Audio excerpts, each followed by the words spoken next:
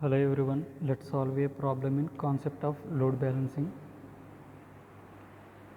A rectangular pre-stressed beam 150 mm wide and 300 mm deep. So the section is a rectangular section. The dimensions are 150 mm wide and 300 mm deep. Over an effective span of 10 meters, the length of the beam is 10 meters. The cables with an eccentricity at the support and varying 250 mm at the center. So from the neutral axis, the location of the pre-stress at the supports is 0 and at the center is 50 mm. This is not 250, 50 mm. So the pre-stress cable is in bend shape. So this is bend shape with the pre-stress with the magnitude of 500 kilonewton. Find the magnitude of the concentrated load Q located at Q at the center of the span for the following conditions. We need to calculate the load Q now. First condition is if the load counteracts the bending effects of the pre-stressing force, neglect the self weight of the beam. Now we need to calculate the pre-stressing force for A1. Let's calculate the sectional properties. A is equal to 150 into 300. These are the cross sectional dimensions, that is equal to 45 into 10 power 3 mm square. Now section modulus. Section modulus Z is equal to I divided by Y, BD cube by 12 divided by D by 2, that is equal to BD square by 6, that is equal to 150 into 300 square divided by 6, that is equal to 225 into 10 power 4, 225 into 10 power 4 mm cube. Now we need to calculate self weight. Self weight is equal to volume into density. Volume means cross sectional area into length. So 0.15 into 0.3 into 1 into 24, that is equal to 1.08 kilonewton per meter.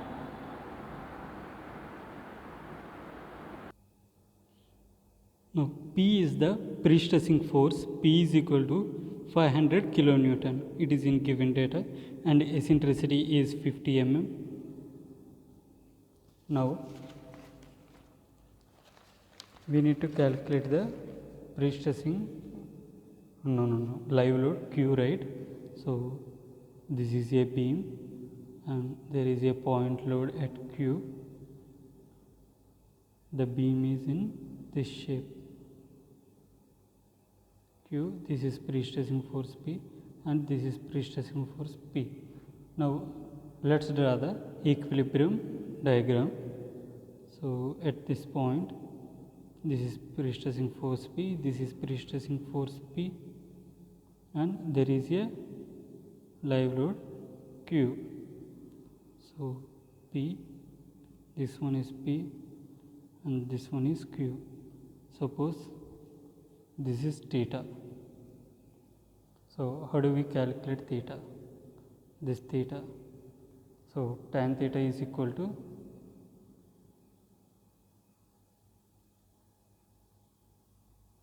let's calculate this one later. Now let's resolve the forces. So sigma Fy P sin theta plus P sin theta equal to Q. So Q is equal to 2P sin theta. So this theta value is very small one. So if theta is very small, we will take sin theta as tan theta. So tan theta. Now we need to calculate theta. So theta value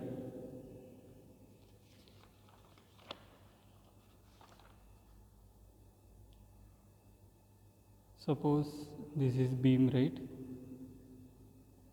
So if it is theta, so tan theta is equal to opposite side by adjacent side. So opposite side is the eccentricity one and length is the half of the length. So total length is 10 meters. So 10 meters divided by 2, so 5 meters, so 5000 mm. So P is the pre-stressing force, so 500 kilonewton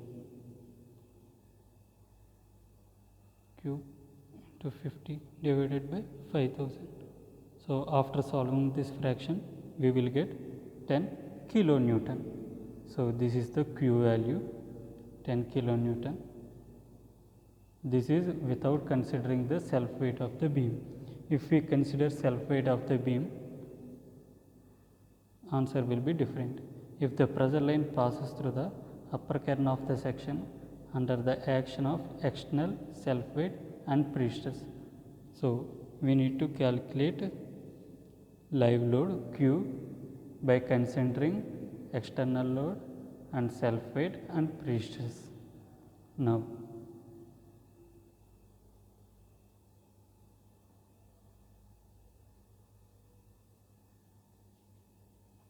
we need to calculate moment due to self weight. So self weight is equal to, just now we calculated, so WDL is equal to 1.08 kilonewton per meter. Now moment due to dead load is equal to WDL L square divided by 8.